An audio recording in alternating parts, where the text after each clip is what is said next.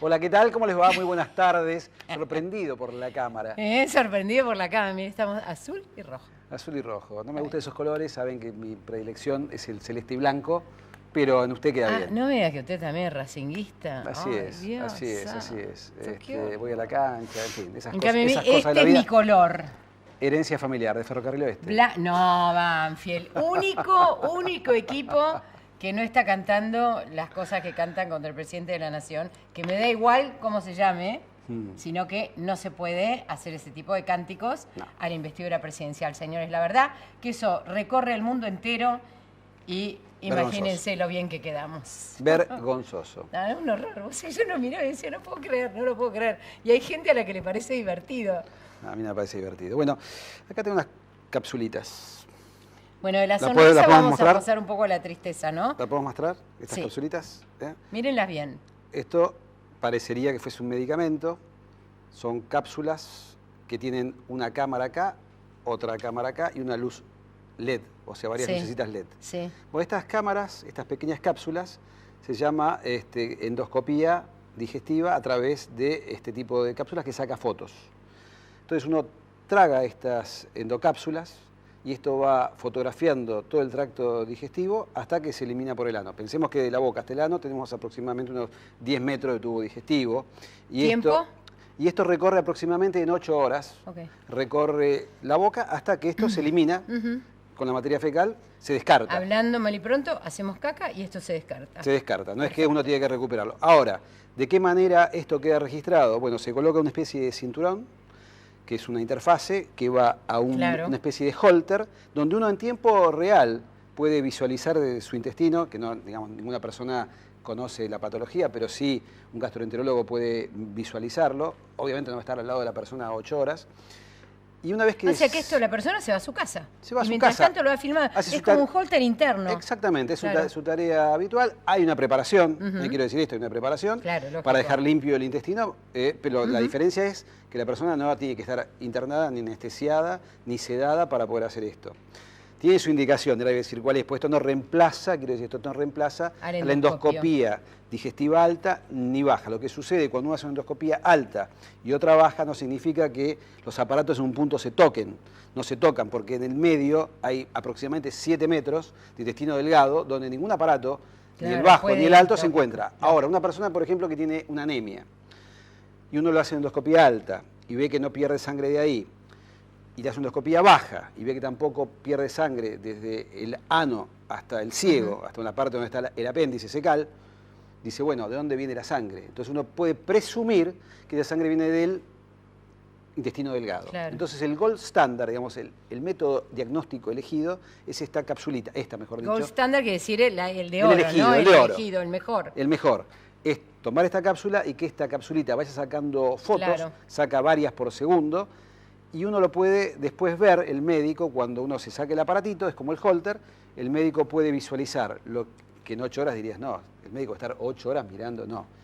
El soft es inteligente y en 12 minutos el médico puede ver, y el detalle, digamos, de las cosas más importantes que ha visualizado esta capsulita, puede ver si esa persona tiene un pólipo, si ha sangrado, si sangra, si tiene una colitis ulcerosa, una enfermedad de Crohn, a través de este dispositivo. También se visualiza el esófago, también se visualiza el estómago, y esta, que tiene doble cámara, es para colon, porque el colon es más ancho, esto va girando y prácticamente hace una toma en 360 grados, con lo cual uno puede visualizar. La diferencia con la endoscopía común es que esto es solamente diagnóstico, vale decir que uno puede ver un pólipo, por ejemplo, y entonces dice, bueno, mirá, Guillermo Capulla tiene un pólipo en el colon transverso. Ahora, es diferente cuando me hace una endoscopía digestiva baja, que ahí el médico dice, mira, lo tiene, pero se lo voy a sacar. Tac, mete un aparatito y lo saca. Yo sé que todos los que están ahí del otro lado están pensando lo mismo que estoy pensando yo, que qué le pasó a Débora Pérez Volpin. O esto podría ser algo que lo hubiera salvado, no hubiera tenido que usar el endoscopio. Vos dijiste que no era para todos los pacientes. No. ¿Qué pasó con Débora? No se reemplaza la endoscopía digestiva alta y la endoscopía digestiva baja con este dispositivo. Esto tiene una indicación importante, que te lo dije recién, que es para visualizar el intestino delgado. Lamentablemente fue una desgracia enorme lo de Débora Pérez Volpin. Yo la conocí a ella, conocí a su papá, lo he comentado muchas veces. Sí, director de Fernández. He trabajado con él en el Fernández y después compartimos muchos años en el hospital bancario, el único bancario, donde yo fui médico durante 15 años, y él estuvo así hasta donde se jubiló. Y bueno, a través de Marcelo Bonelli, Débora traía al padre al sanatorio donde yo trabajo actualmente, Sanatorio Fino Quieto, y estuve acompañando al papá hasta prácticamente el final de sus días. Lamentablemente esta noticia fue un bombazo, nos impactó negativamente a todos, fue tremendo, la situación impresionante, digamos, algo muy triste que ha sucedido. ¿Evitable? Muy triste. Mira, esto es como, a ver, yo no puedo, digamos, aventurar diagnósticos, por supuesto, nunca lo hice, y no me molesta mucho la gente que aventura cosas y que dice lo que pasó y que vio las autopsias. No, esto no es así. Uno conjetura un montón de cosas en el ambiente médico, uno sabe muchas cosas que ha sucedido, pero sabemos que pasan cosas. Cuando una persona se instrumenta, cuando uno va a un odontólogo, si yo te digo, vas a un odontólogo, ¿tenés un riesgo? ¿Qué me dirías vos? ¿Que sí o que no? Y yo creo que todo lo que de alguna manera invade tiene un riesgo. Tiene un riesgo. Eso lo sabemos. Tiene un riesgo. Y más riesgo tiene a veces, digo, ir a un consultorio de odontología donde uno está a la merced de lo que pueda suceder, porque imagínate vos que te colocan una anestesia para bloquearte un nervio y uno es un shock anafiláctico, y no existe dentro de un consultorio odontológico la posibilidad de tener una caja de paro cardíaco, de tener un anestesiólogo, de tener un cardiólogo. ¿Puede morir uno ahí? Sí, puede morir. ¿Puede morir en endoscopía uno? Sí, está descripto. ¿Es muy bajo la posibilidad? Es bajísima que una persona haga una parada cardíaca, salvo que exista alguna maniobra instrumental intempestiva, por impericia, por imprudencia, por negligencia, que no es este el caso, quiero decir, o algún problema anestésico, que tampoco es el caso. Esto ha sido una serie, como yo digo, y con mucho respeto lo digo, cuando un avión cae, sucede un montón de eventos que provocan que el avión se caiga. No es un solo factor que provoca la caída del avión. Es una serie de cosas que se van sucediendo para que esto acontezca. Lo mismo pasa a veces en un quirófano. Yo siempre a los residentes, cuando operábamos, les decía, tratemos de no cometer nunca el primer error, porque después los errores se suceden y uno entra en una vorágine, una bola de nieve que no sabe cómo salir y a veces, lamentablemente, no se sale. Obviamente que todos queremos que esto se aclare, queremos que se sepa. Va a ser difícil, pero bueno, las pericias médico-legales van a determinar la verdadera causa de muerte de Débora. Todos queremos saber la verdad y no hay que culpar a nadie por el momento. No, las casas de brujas en medicina nunca traen demasiados buenos resultados. A mí me ha molestado muchísimo ver a personas que han... yo he ido a muchos programas, por supuesto, he tratado de ser lo más objetivo posible, de personas que en su vida han visto una endoscopía, que no saben ni de qué se trata, un aparato, ni cómo es, y hablaron como si fueran expertos endoscopistas, y bueno, por supuesto que hablo gente que sabe mucho de esto, y los cuales respeto, por supuesto, porque conozco la trayectoria, personas que tienen miles de endoscopías realizadas y conocen perfectamente los procedimientos. Y algunas personas que aprovecharon esto para estar mostrándose en algunos canales o salir en prensa amarilla, hablando acerca de esta situación que fue realmente muy desagradable.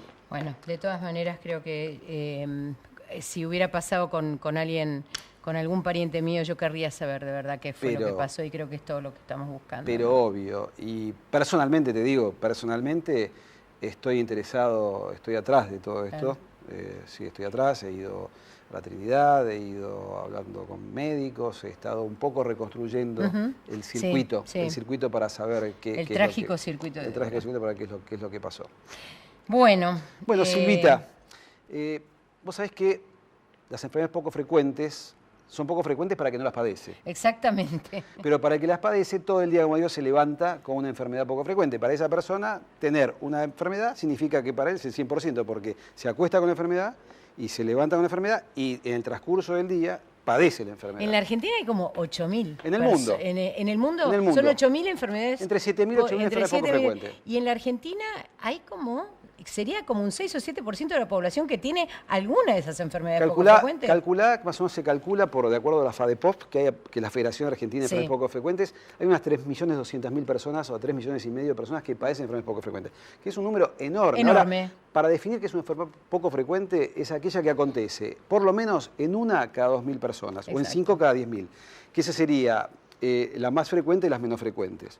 Hay algunas enfermedades que se han una por millón, como tengo un caso en el sanatorio de una persona por millón, o enfermedades como la progeria, que hay 150 personas en todo el mundo. Recuerdo, no sé si habrá pasado ya, había una persona que cuando esa persona se muriera, esa enfermedad dejaba de existir. Era el único caso en el mundo. No me acuerdo de qué enfermedad, porque en general son enfermedades con nombres muy complicados. Claro, a veces son enfermedades un poco curiosas, sí. Otras veces son enfermedades... A veces son muy graves y muy graves. En la vida. La mayoría son enfermedades de causa genética, que se pierde mucho tiempo en el diagnóstico, que comienzan a temprana infancia y que muchas veces las personas mueren en la búsqueda de esta odisea diagnóstica donde el paciente y sus familiares recorren este peregrinaje. Estamos aquí en el estudio con el doctor Marcelo Serra y la doctora Ana Chiesa, que vamos a hablar, que es una paciente que tiene una enfermedad que se llama Rendu-Osler, y vamos a hablar acerca de esta patología y otras más. Recordemos que Marcelo Serra es médico clínico del Hospital Italiano de la Ciudad de Buenos Aires y nos va a contar acerca de esta patología. Y de alguna manera en Ana María vamos a estar poniendo la voz de todos los que sufren una enfermedad poco frecuente, que fue el día... 28, creo que fue el 28 de febrero. El 28 de febrero, es el 29 de febrero en realidad. Claro, pero como es poco frecuente, por eso cae en realidad el 29. Así que, ¿tandita? Tandita y enseguida volvemos, no se vayan.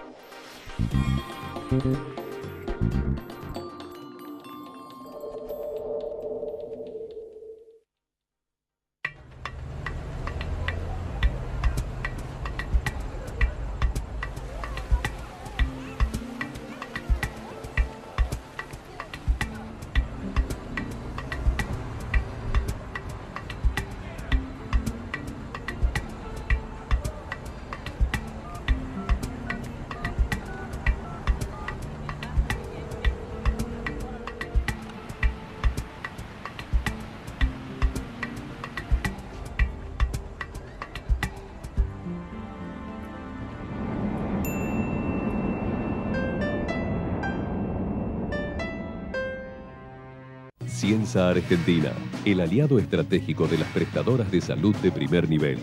Excelencia en distribución, venta y gerenciamiento de medicamentos para tratamientos oncológicos, HIV, trasplantes y terapias especiales en general. Garantía de trazabilidad farmacéutica con certificación ISO 9001-2000. Ciensa Argentina, la salud es nuestro compromiso. Mi secreto para tener pestañas más largas y cejas con más volumen es Ecogear. Ecogear contiene extractos naturales, es hipoalergénico y sin parabenos. Con el rostro limpio y sin maquillaje es muy fácil de aplicar. Usa Ecogear día tras día y en pocas semanas vas a notar los cambios. La revolución en cejas y pestañas llegó con Ecogear. Ecogear, naturalmente bella. Probalo vos también. Hace más de 30 años, trabajamos e invertimos para equipar y modernizar las instalaciones de nuestros centros de salud, para que todos los trabajadores hoteleros y gastronómicos del país puedan acceder a la más completa cobertura médica. Padre primerizo, ¿no? ¿Y qué fue? ¿Nena o nene? Oxudra, la misma pasión de ayer, el mismo compromiso hoy.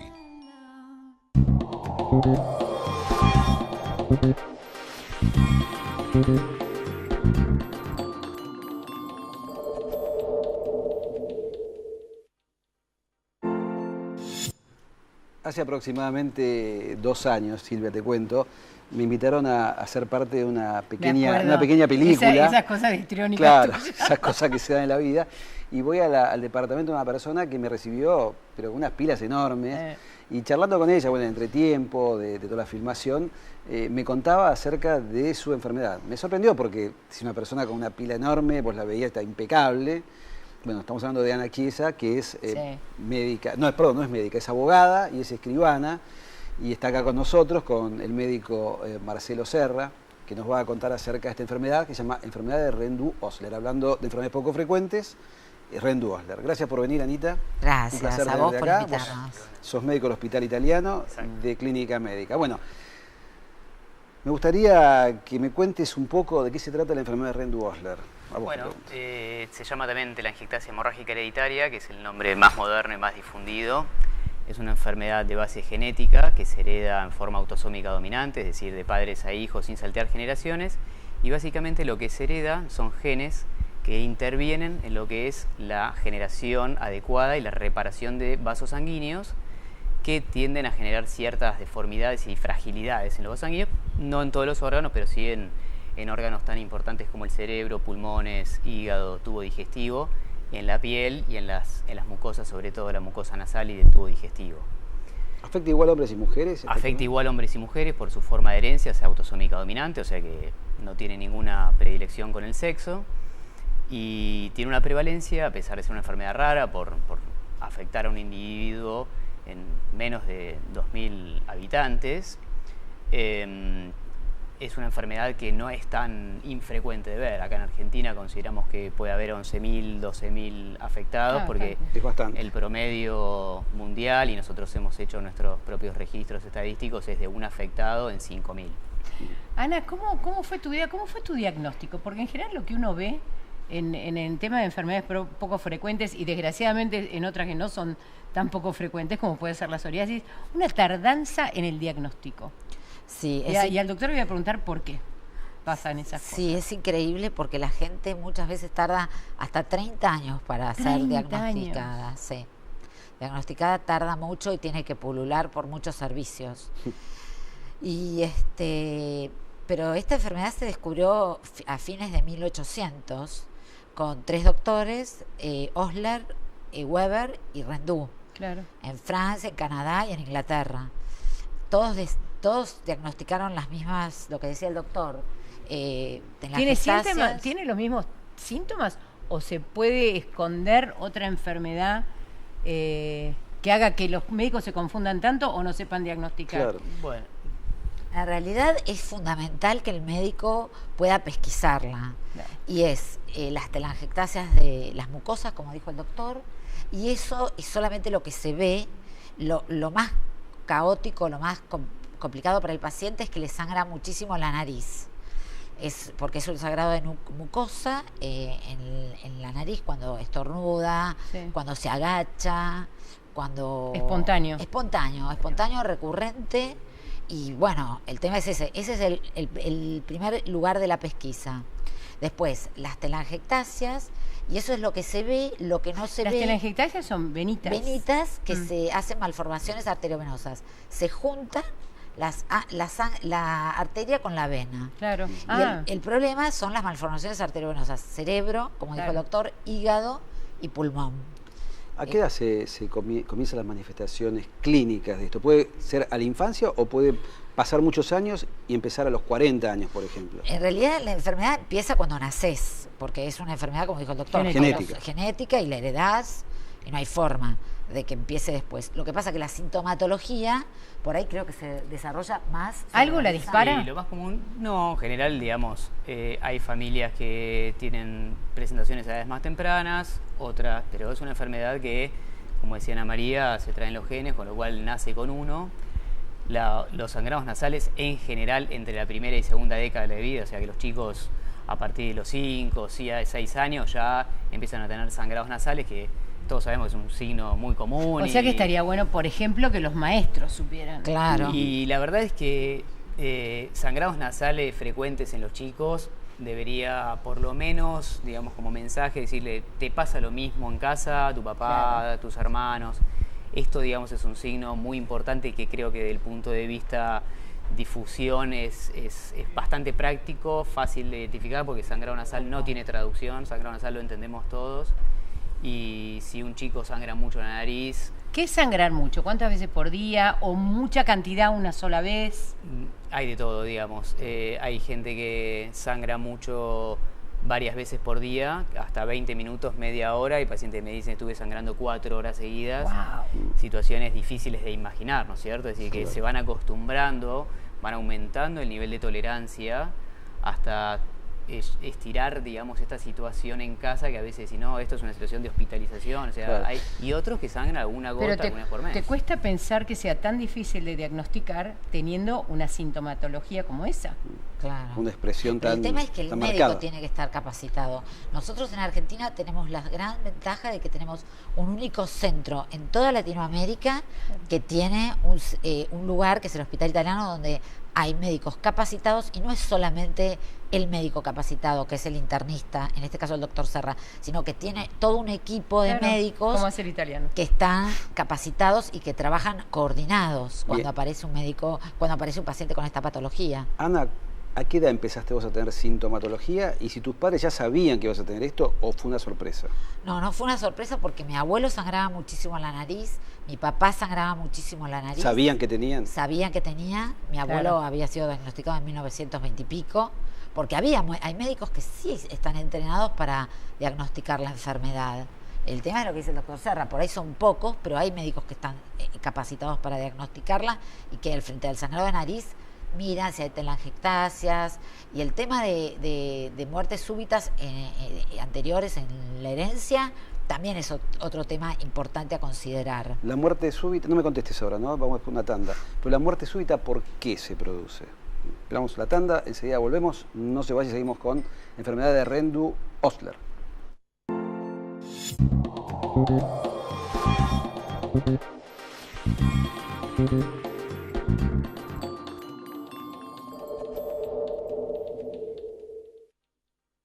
Innovación permanente. Vago. Ética al servicio de la salud. Conocé los planes de salud para empleados en relación de dependencia, monotributistas y particulares de Andar, la obra social de viajantes vendedores de la República Argentina. Solicita un asesor comercial al 0810-345-0184. Superintendencia de Servicios de Salud, 0800-222-725836, www.sssalud.gov.ar, RNOS 122-104, RNEMP 1252.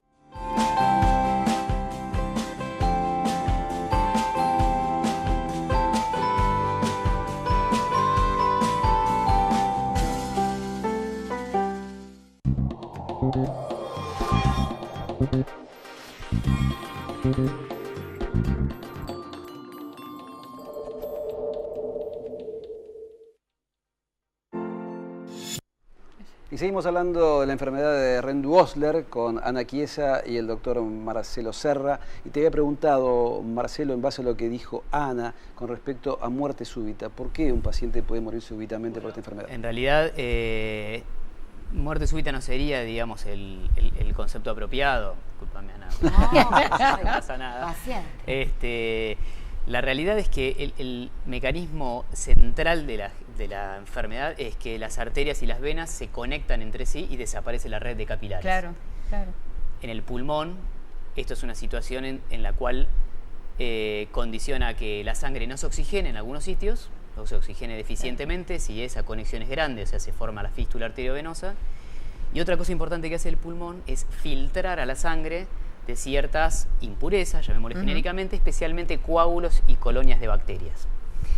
Entonces es un signo, una complicación frecuente de la enfermedad es tener fístulas arteriovenosas pulmonares, cuando son grandes y muchas, o muchas y chiquitas. ¿Qué produce eso? Eso produce baja de oxígeno y ocasionalmente, en forma inesperada e impredecible, un accidente cerebrovascular, por ejemplo, porque un coágulo sorteó ese filtro y se impactó en el cerebro sin tener hipertensión, sin tener colesterol, nada, digamos, gente joven, aparentemente sana, que de repente hace un accidente cerebrovascular y se diagnostica una fístula en el pulmón. Otro escenario, también así de grave, es que pasen bacterias que normalmente son filtradas en pulmón, cuando uno mastica, cuando se cepilla los dientes, cuando se saca una muela, son situaciones en las cuales las bacterias ingresan al torrente sanguíneo y que el pulmón se encarga de, con ese filtro de capilares normalmente, detenerlas y evitar la diseminación. En caso de tener fístulas, ya sean pequeñitas o grandes, nuevamente estas colonias bacterianas entran al cerebro y en lugar de hacer un accidente cerebrovascular, empiezan a reproducirse y hacen infecciones en el cerebro en forma de abscesos cerebrales, que es otra situación potencialmente muy grave, ¿no? Ana, ¿cómo fue tu infancia y tu adolescencia con esta patología? Fue básicamente bastante normal, pero bueno, el tema de los sangrados de nariz era molesto en el colegio, porque hasta había un tema de discriminación, porque te sangra la nariz y porque... obvio. Es complicado y el tema que dijo el doctor es la baja de oxígeno también es molesta porque tampoco llegás, en gimnasia no llegás, no corres, es como que sos objeto de por ahí alguna especie de discriminación, o que en aquella época no estaba tan presente, ¿no? Tratamientos. Bueno. Porque conversábamos antes de entrar acá, les cuento con el doctor Serra, y decía, no, hay médicos que son menos agresivos para tratar la enfermedad y a veces se necesita ser un poco agresivo. ¿A qué se refiere esa agresividad en el tratamiento? El término agresivo a veces tiene un contexto negativo, ¿no? Pero llamémosle intensivo, digamos. Intensivo. Como para que no genere así como miedo. La enfermedad, digamos, la curación no existe, como no existe tampoco la diabetes, digamos, ¿no? Hagamos como realmente las cosas son en medicina. Como la psoriasis, como la hipertensión, como glaucoma. Bueno, ese glaucoma se opera. Bueno, hay muchas la gran mayoría de las enfermedades son crónicas y se llevan. Los médicos tenemos poco éxito en curar. Pero bueno, esta es una enfermedad más que no tiene tratamiento curativo, es decir, los genes no se revierte a su función normal, pero uno, digamos, como especialista evalúa por sectores dónde está el compromiso. Si el paciente tiene un compromiso exclusivamente o predominantemente del sangrado nasal, bueno, veremos la severidad, y existen tratamientos tan fáciles o tan básicos como no tocarse la nariz, no sonarse la nariz, lubricarse con vaselina o con una pomada oleosa, evitar, digamos, introducirse algodones y demás. Hay muchos pacientes que con esa medida pasan de sangrar todos los días a pasar a sangrar una vez por semana, por ejemplo. Y la cosa se cambió. Y hay pacientes que son están severamente afectados, con narices ya muy enfermas, ya sea por mal los tratamientos. Hay que evitar las cauterizaciones típicas. Evitar las cauterizaciones típicas con nitrato de plata. Tienen que ser tratamientos muy delicados, muy puntuales, a tratar las telangiectasias, a veces con láser o con métodos similares. Y en ocasiones existen tratamientos más avanzados como sacar la mucosa nasal enferma y reemplazarla o por un injerto de piel, o a veces es un cierre interno de la fosa nasal para que el paciente, respirando por la boca, deje de generar como una suerte de fricción y de secamiento de nariz. Y en muchísimos pacientes, 90 y pico %, tienen un éxito extraordinario y dejan de sangrar por la nariz. Ese es el aspecto nasal, digamos, ¿no? Las fístulas pulmonares se tratan extraordinariamente con cateterismos, con anestesia general o local, depende del centro, y con un cateterismo a nivel de los vasos pulmonares se colocan taponcitos de materiales especiales y el paciente se va a la casa al día siguiente y en general con el tema solucionado. Bueno, excelente. Seguiría preguntándole muchas cosas más. La próxima el embarazo, por ejemplo, etcétera. Sí, pero muy agradecido por la presencia de ambos. Gracias, Muchas Anita. gracias a ustedes. Silvita, Gracias. Nos vemos el jueves. Sí, señor. 7 de la Usted tarde. se sienta acá y yo me siento. Sí, porque ya la espalda no me da más. Chao. Muchas gracias. Buenas tardes. Hasta la semana que viene. Chao, chao.